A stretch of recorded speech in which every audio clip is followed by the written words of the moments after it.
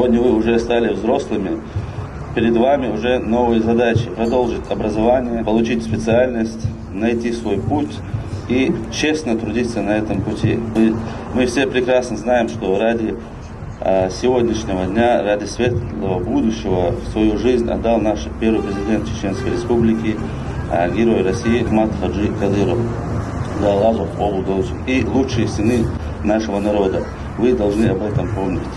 Все летят ко мне из детства, беспокоит моя память, никуда от них не деться. Я своих подружек школьных иногда еще встречаю.